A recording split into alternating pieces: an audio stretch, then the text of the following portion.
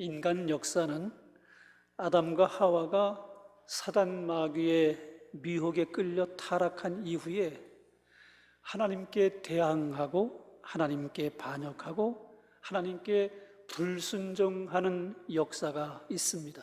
이를 가리켜 세속사라고 부릅니다. 뿐만 아니라 이 죄인들을 구원하기 위해서 하나님께서 부르시고 또 하나님께서 세우신 믿음의 사람들을 통해서 성취해 가시는 역사가 있어요. 구원하시기 위해서 하나님께서 개입하신 역사입니다. 이런 역사를 가리켜 구원사라고 부릅니다. 역사는 하나님께 반역하는 죄악의 역사인 이 세속사와 죄악의 형벌에서 우리를 구원하기 위해서 하나님께서 일하시는 구원의 역사, 곧 구원사가 함께 엮여져서 혼재된 상황 가운데 흘러가고 있는 것입니다. 인간의 하나님을 향한 이 반역의 역사, 곧 세속사는 세 가지로 표현할 수 있는데, 여러분 함께 화면 보시면 첫 번째 다 함께 한번 해보겠습니다. 하늘에 닿아보자. 바벨탑 사건이죠. 하나님께 닿아보자. 두 번째, 우리의 이름을 내자. 유명해지겠다는 거예요. 하나님만큼 유명해지겠다는 것입니다. 세 번째는 힘을 합하여 단합하자 라는 말인데, 창세기 11장에 바벨탑에서 적나라하게 드러났습니다. 하나님께 도달해 보겠다, 하나님과 같이 돼 보겠다, 우리가 그러니까 힘을 합하자, 이게 세속 역사의 흐름이라는 것입니다. 교만한 것이지요. 하늘에까지 올라가기보다. 뿐만 아니고 우리의 이름을 내자, 유명해져서 하나님이 취하셨던 그 영광을 우리가 취해보자, 거기다가 힘을 합해서 단합하자, 이렇게 이 세속의 흐름이 흘러떠 내려가고 있는 역사가 세속사입니다. 하나님같이 되겠다, 우리가 힘을 합하여 단합하자, 이렇게 해서 선을 이루고 또 하나님 앞에 순종할 수 있다면 얼마나 다양한 일이겠어요? 그런데 정반대의 결과가 오게 된 거예요. 하나님같이 되겠다. 이 땅에 얼마나 이 독재자들이 많은지 몰라요. 지금은 다 소멸하고 이제 중국과 북한만 남아있지만은 공산주의라고 하는 이 이데올로기가, 정치 체제가 얼마나 심각한 독재, 그리고 인권에 대한 그 존중을 하지 않는 그런 상황이 됐는지는 우리가 이미 다 알고 있는 바와 같습니다. 재산을 공유해서 모두가 다 함께 평등하게 살겠다, 이게 공산주의의 핵심인데도 불구하고 오히려 공산주의 나라를 보면 빈부격차가 가장 심각하고, 거기다가 인권에 대한 침해는 북한 인권을 지금 얼마나 세계가 염려하고 있는 그런 상황인지 알 수 없잖아요. 거기다가 성적 타락이 끊임없이 발전되는 그런 상황이 이 세속 역사입니다. 우리나라가, 제가 중학교, 고등학교 다닐 때만 해도 학력이, 이 고학력자의 숫자가 그렇게 많지 않았어요. 동네에서 대학생이 한 명 있거나 두 명 있을 정도이고, 아예 한 명도 없는 그런 동네도 아주 많았습니다. 우리 동네에서 제가 대학 가던 해에 4명이 대학을 갔거든요. 그랬더니 제가 속해 있는 강원도 횡성군 군수가 친서를 보냈어요. 직접 편지를 써가지고 대학에 합격한 것을 축하합니다. 지역사회를 위해서 크게 헌신하는 좋은 일꾼 되어주시기를 바랍니다. 이러고 편지를 보낼 정도로 그렇게 대학생 수가 많지 않았습니다. 근데 지금은 대학에 가는 사람보다 안 가는 사람들 숫자가 훨씬 적습니다. 그만큼 고학력자가 많아진 거예요.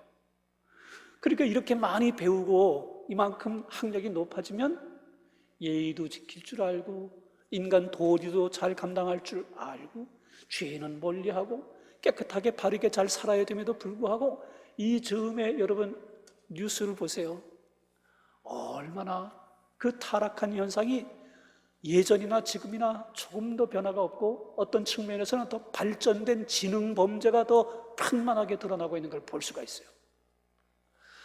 데이트 폭력으로 그냥 함께 동거하던 그 여자 청년을 죽이는 그런 사건도 빈번하고 있고, 얼마나 나라가 아주 복잡한 상황에 처해 있는지, 성적 타락과 음란 문화가 얼마나 팽배하고 있는지 알 수 없는 그런 시대가 됐어요. 성적 타락의 끝판왕은 동성애입니다.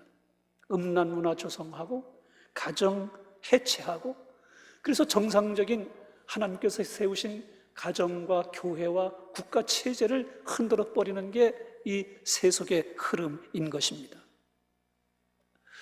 그럼에도 불구하고 구원하시는 하나님의 역사는 계속 이루어져 갑니다.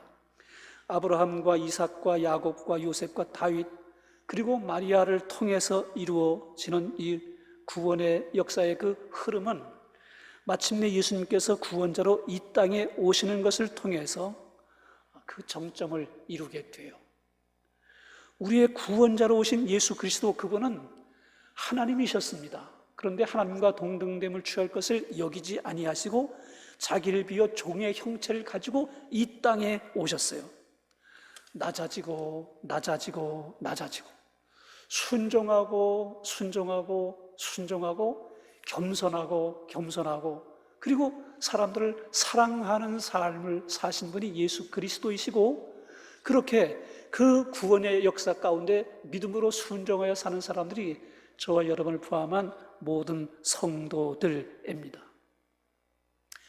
우리는 이 땅 살아가게 될 때 이 세속사의 흐름과 구원사의 그 역사적 흐름 가운데에서 어느 편에 설 건가를 선택해야 됩니다. 세상 조류에 흘러 떠내려가는 그런 사람도 있고, 어떤 사람은 하나님 말씀 순종하고 믿음으로 진리의 말씀 실천해서 세속에 맞서 정결하게 거룩한 성도의 삶을 살기로 그렇게 결단하고 사는 사람들이 있다는 거지요. 저와 여러분은 하나님 앞에 성결한 그리스도인으로 구원하시는 하나님의 역사에 함께 쓰임받기를 원하는 모든 성도들인 줄로 믿습니다. 아멘.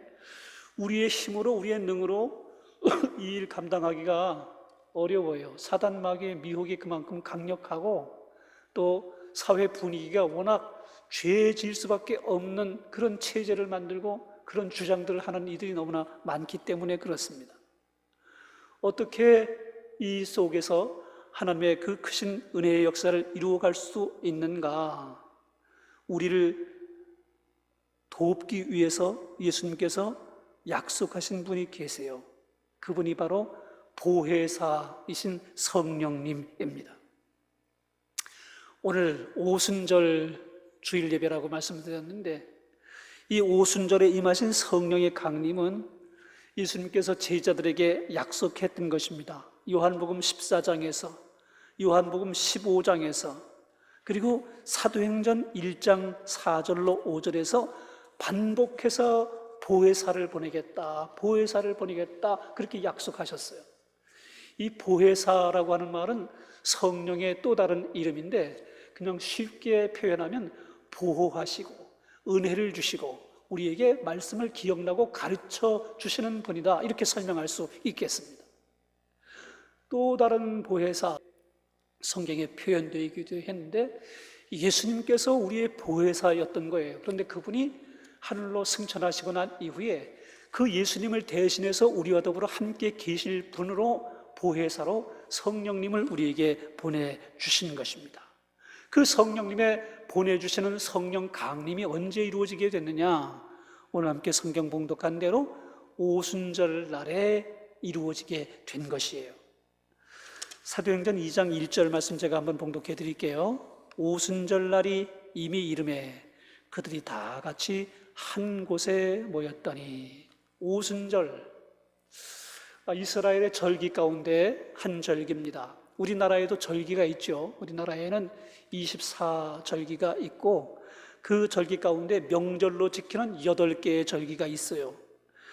설날, 정월 대보름, 한식, 단오, 유두, 백중, 추석, 동지 이렇게 8개가 우리나라가 지켰던 우리나라의 절기인데 농사를 기준으로 한 절기예요. 그래서 이 절기를 따라서 씨 뿌릴 수 있을 때 씨 뿌려야 되고 또 김 매야 될 때, 거두어야 될 때 이때를 알 수 있는 그런 기준이 우리나라의 절기였습니다. 반면에 이스라엘도 8개의 절기가 있었어요. 이스라엘의 8개의 절기는 한번 보겠습니다. 다 같이 한번 읽어볼까요? 나팔절, 대속죄일, 초막절, 수전절, 유월절, 무교절, 오순절, 초술절 이렇게 8개의 절기가 있습니다. 이 이스라엘의 8개의 절기는 우리나라의 경우는 농사를 짓는 그 기준으로 절기가 정해졌지만 이스라엘의 절기는 인류의 구속 역사와 관련이 있는 절기예요. 그래서 우리가 예수님을 믿게 되는 하나님의 사람으로서 구원하시는 그 하나님의 손길을 좀 더 깊이 잘 알려고 그러면 요 이스라엘의 절기와 우리가 이 지키고 있는 것들에 대한 그 관련성을 좀 깊이 알 필요가 있습니다. 사실 우리는 한국 사람이기 때문에 이 이스라엘 절기 잘 모르는 경우가 많죠. 추석이나 설날 뭐 이런 거 단오 이런 건 우리는 익숙하잖아요. 근데 이 유월절부터 시작해서 여러 절기들은 우리는 잘 한국 사람들로서는 조금 이해하기 어렵지만 뭐 이미 성경에서 우리가 여러 번 봤던 유명한 절기였던 이 유월절 같은 경우는 출애굽 사건과 관련된 절기입니다. 이스라엘 백성의 구원에 관련된 절기인 거죠. 애굽에 종살이하던 이스라엘 백성들을 구원하기 위해서 마지막 재앙으로 초태생 죽음 재앙이 있게 됐을 때 이스라엘 가정에는 그 죽음 재앙이 유월되고 그리고 백성들 가정에는 그 문설주의 인방에 바른 그 양의 피를 보고 죽음의 신이 유월하게 됐던 데부터 시작된 게 유월절이라고 하는 절기입니다. 이게 이스라엘의 출애굽 과정에서 아주 중요한 절기가 됐지만 사실은 우리에게 예수 그리스도의 보혈의 피를 통해서 우리가 새 생명을 얻게 되는 것과 아주 깊은 관련성이 있는 하나의 예표가 되는 절기가 이 유월절인 것입니다. 이 유월절 후에 이스라엘이 애굽 땅에서 출발하게 되는데 급하게 나가요. 바로 왕이 그 10번째 재앙이 내려지게 될 때 더 이상 견디지 못하니까 당장 나가라 이렇게 하니까 또 혹시 바로 왕의 마음이 변할까 싶어 즉시로 짐 싸가지고 바로 나갑니다. 빵을 발효시킬 수 있는 시간이 없어요. 그래서 발효시키지 않은 빵을 그냥 갖고 나갑니다. 그 빵이 무교병, 발효시키지 않은 빵입니다. 이 발효시키지 않는 빵을 먹는 기간을 가리켜 무교절 그렇게 표현하는데 일주일 동안 지켜요. 누룩이 들어가지 않는 빵, 그걸 먹는 기간인 거예요. 이 일주일이 지나고 난 그 다음 안식일이 지난 다음 날이 초실절이라고 하는 절기가 돼요. 이 초실절이라고 하는 절기는 이스라엘이 이 보리농사, 밀농사를 하게 될 때 그 초실절이 됐을 때 보리를 베기 시작하는 거예요. 그래서 첫 번째 농사를 짓고 그 첫 번째 밭에서 수확한 첫 번째 보리단을 성전에 갖다가 봉헌해요. 그래서 첫 열매, 초실절이라고 하는 절기가 됐어요. 첫 열매, 초실절과 우리 예수님의 부활의 첫 열매가 관련이 있어요. 초실절이 그 수확한 곡식의 첫 번째 그 열매를 봉헌한다고 하는 의미도 있지만은 우리 예수님께서 유월절에 십자가에 못 박히셨다가 초실절이 되는 그 주일 아침에 부활하게 됐거든요. 그래서 부활의 첫 열매 초실이 된 것입니다. 그날이 바로 주일, 우리가 주일로 지키는 일요일이었던 거예요. 이 초실절에 이스라엘 사람들이 수확한 보리단을 매일 한 단씩 성전에 갖다 봉헌했어요. 며칠 동안 했느냐 하면 49일 동안 했어요. 7일에 7주를 한 거예요. 49일. 그래서 요 기간, 요 49일 기간을 77절이라고 이름을 붙여요. 이 77절 기간이 이스라엘 사람들에게는 아주 매우 중요한 시간이에요. 이때 날씨가 좋아야 1년 농사가 풍년이 들기 때문에. 그래서 우리 올 한 해도 농사 풍년되게 해주세요. 그런 마음으로 보리쌀을 베어서 매일 한 번씩 성전에 봉헌하고 그렇게 해서 그 49일 동안 그렇게 하고, 그 49일이 지난 77절이 지나고 난 다음 날이 오순절인데, 안식일이 지나고 난 다음 날이어서 오늘로 우리가 예배드리는 일요일, 주일날이 된 것입니다. 오늘 함께 읽었던 사도행전 2장 1절에 오순절 날이 이미 이름에 바로 이 날이 이 날이었던 것입니다.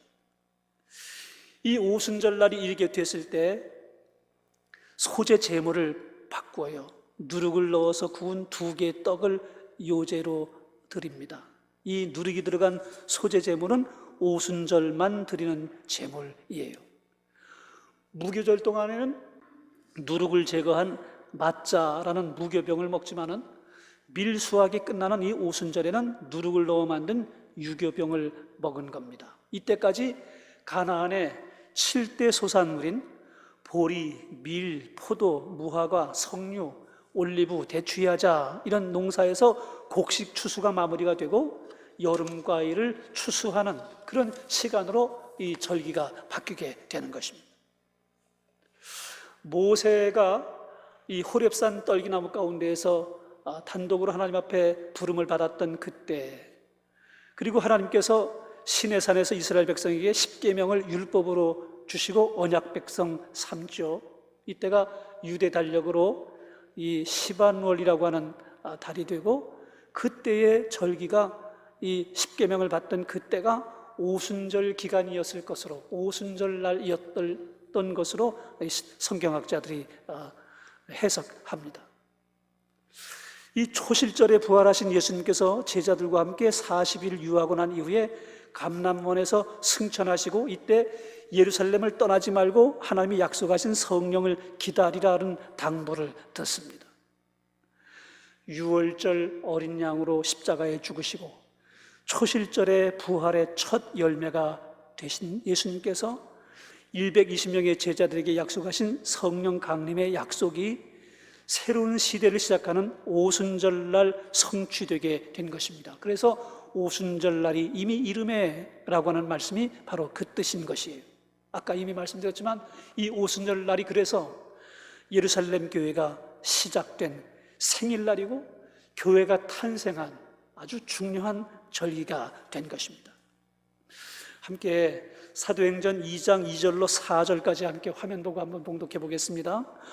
호련히 하늘로부터 급하고 강한 바람 같은 소리가 있어 그들이 앉은 온 집에 가득하며 마치 불의 혀같이 갈라지는 것들이 그들에게 보여 각 사람 위에 하나씩 임하여 있더니 그들이 다 성령의 충만함을 받고 성령이 말하게 하심을 따라 다른 언어들로 말하길 시작하니라. 아멘. 오순절날에 임하게 되었던 성령 강림의 현상이 3가지로 표현됐어요. 첫 번째는 함께 읽어보겠습니다. 급하고 강한 바람 소리가 온 집안에 가득하게 됐어요. 급하고 강한 바람 소리를 눈으로 귀로 듣고 느낄 수 있었습니다. 두 번째는 불의 혀같이 갈라지는 것이 각 사람의 머리 위에 임하였습니다. 눈으로 성령의 임재를 볼 수 있었습니다. 세 번째는 성령의 말하게 하심을 따라 각기 다른 언어들로 말하기를 시작했습니다. 귀로 듣고 눈으로 보고 입으로 말하고, 이게 성령 강림의 오순절 날에 임하게 된 성령 강림의 현상이었던 거예요. 우리가 믿음의 삶 살게 될 때 성령의 능력을 덧입어야 세속의 그 흘러 떠내려가는 죄악된 흐름에 휩쓸리지 않고 성결한 신앙을 지켜 믿음으로 살 수 있는데, 성령의 충만한 임재를 사모하고 그 능력을 덧입는 산천옥교회 모든 성도들 다 될 수 있길 주의 이름으로 축복합니다. 아멘. 신앙생활을 하면서 이 성령에 관한 믿음과 그 내용이 잘 정리가 되지 않은 신자들이 있어요. 성령을 강조하는 그런 교회를 가리켜 신자들 같은 경우도 신비주의자 내지는 광신자로 오해를 받게 되는 경우도 종종 있었습니다. 사실은 성령에 대한 사모함은 아주 중요한 것이고 우리가 늘 사모해야 되는 것이고, 그렇게 성령의 충만한 임재를 경험해야 세속사의 그 흐름에 흘러 떠내가지 않고 믿음 지키고 구원하시는 하나님의 그 은혜의 능력을 온전히 행하면서 살 수 있음에도 불구하고 신비주의자, 광신자, 저 사람 조금 과해, 지나쳐, 이렇게 오해받는 일들이 있었다는 거죠. 그래서 이 성령에 관한 여러 내용들 가운데 사람들이 가장 오해하는 부분이 뭔가 이렇게 정리해 보니까, 성령 세례와 성령 충만에 대해서 조금 혼동하고 성령의 은사와 성령의 열매에 대해서 조금 혼동하는 분들이 계시더라고요. 성령에 관한 이 신학적 교리를 성령론이라고 해요. 그래서 신학자들마다 조금씩 주장하는 바가 다른 부분이 있기는 하지만은, 그럼에도 불구하고 우리가 예수님을 믿는 믿음을 고백할 때, 또 하나님 앞에 성령을 사모하고 믿음으로 기도하게 될 때 성령께서 우리 안에 충만히 임재하는 성령 임재의 경험은 모든 성도들에게 반드시 꼭 있어야 되는 경험입니다. 인정하시면 아멘. 머릿속으로만 믿는 것 같고는 부족하고요, 성령의 임재를 경험하고 나야 내가 하나님이 정말로 이 시대에도 역사하시고 성경에서 말씀하시고 있었던 그 모든 내용들이 실제로 이루어지는 일이로구나, 이것을 알게 된다는 거죠. 요한 웨슬리라고 하는 목사님은 목사의 아들로 태어났어요.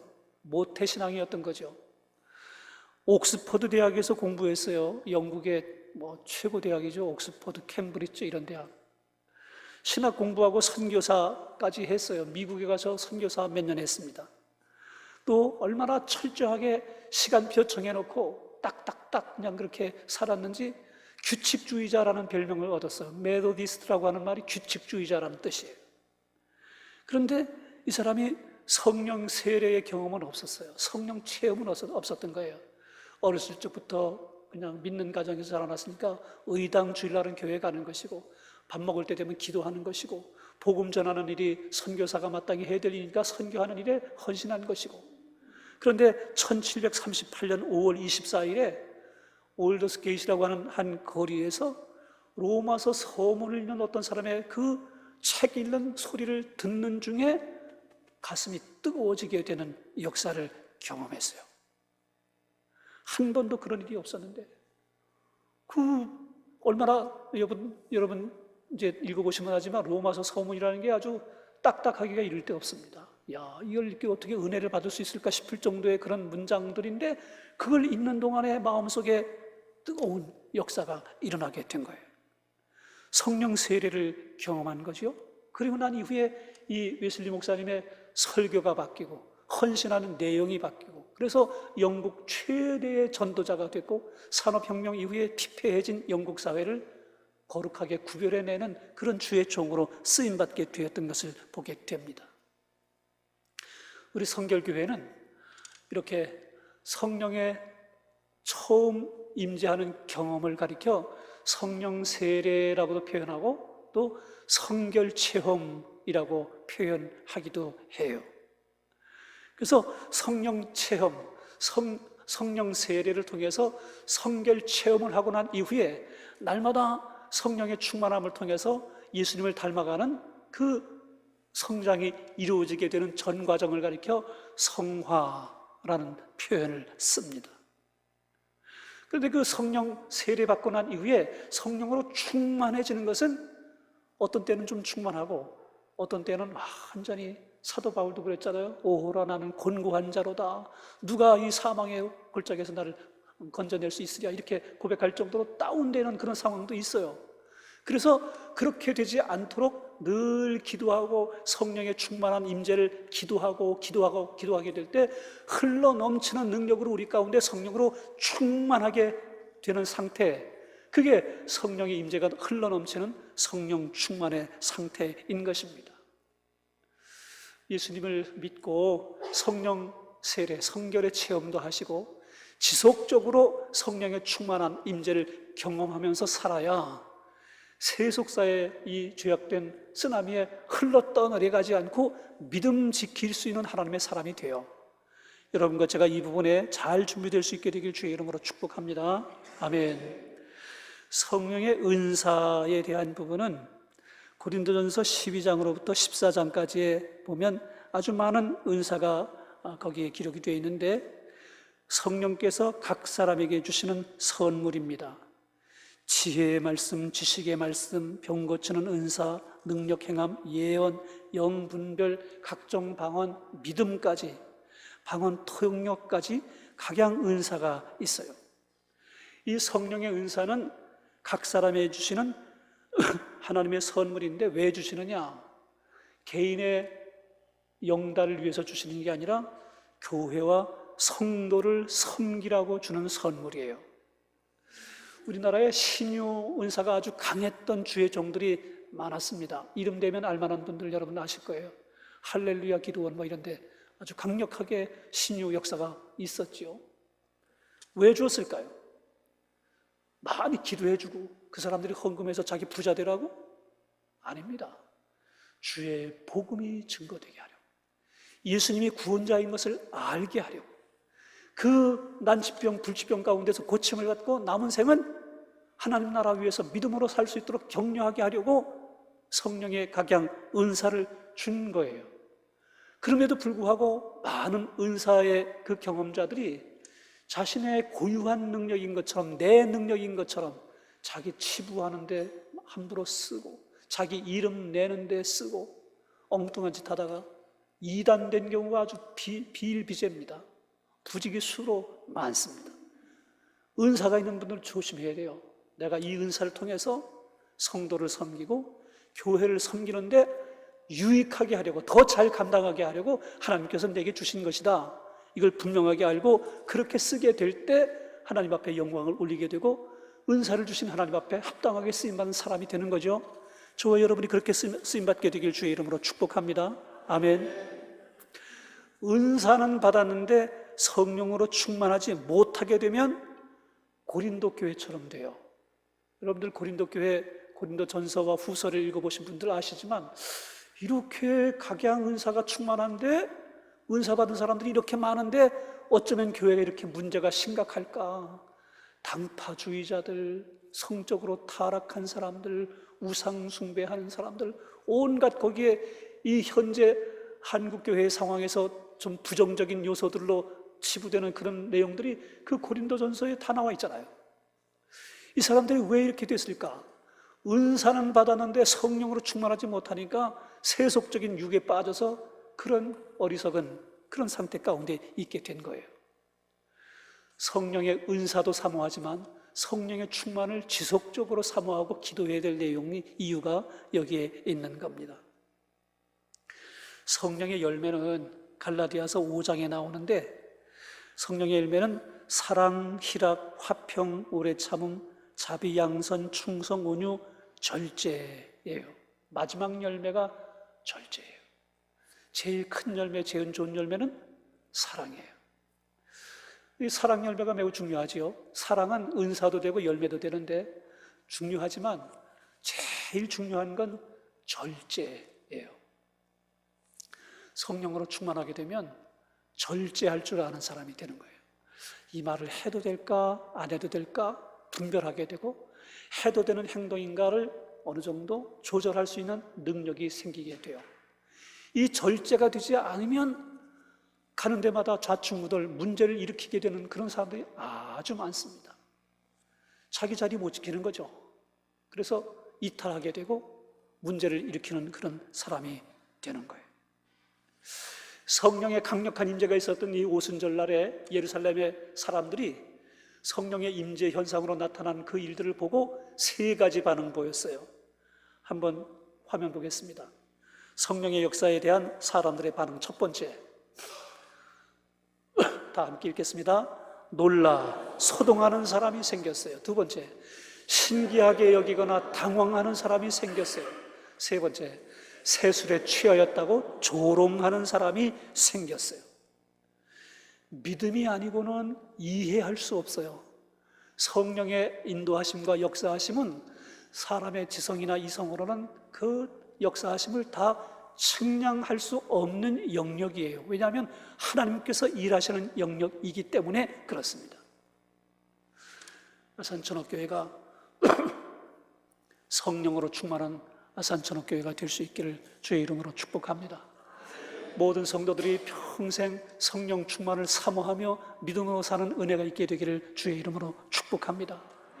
세속사의 흐름에 그냥 아무렇게나 흘러 떠내려가서 그냥 시류야, 누구나 다 이렇게 하는 거야, 세계가 다 이렇게 가는 거야 그리고는 그냥 막 내맡겨서 죄인지 아닌지도 모르고 그냥 그렇게 사는 사람들이 아니라 하나님 진리의 말씀을 온전하게 지키고 아닌 것은 아니요 하고 옳은 것은 옳다 하고 믿음의 사람답게 신앙 실천 감당하는 성령 충만한 아산천옥교회 모든 성도들과 이 땅의 모든 그리스도인들이 다 되기를 주의 이름으로 축복합니다. 아멘. 거룩하신 아버지 하나님, 성령 강림절 주일 예배로 함께 예배하며 최초의 성령 강림절 역사가 있었던 사도행전 2장 말씀을 우리 성도들과 함께 새겼습니다. 모든 성도들이 세속적 흐름에 흘러 떠내려가는 사람이 아니라 하나님 앞에서 구원하시는 하나님의 그 은혜의 손길에 사로잡힌 바 되어서 하나님의 뜻을 이루어 드릴 수 있는 주의 종들로 이 땅 살아가게 하여 주옵소서. 성령으로 충만하기를 사모하여 은사도 경험하고 열매도 맺고 아산천옥교회가 건강한 교회로 세워지는 은혜를 허락해 주옵소서. 우리를 축복하시고 축복해 주실 줄 믿고 우리 구주 예수님 이름으로 기도합니다. 아멘.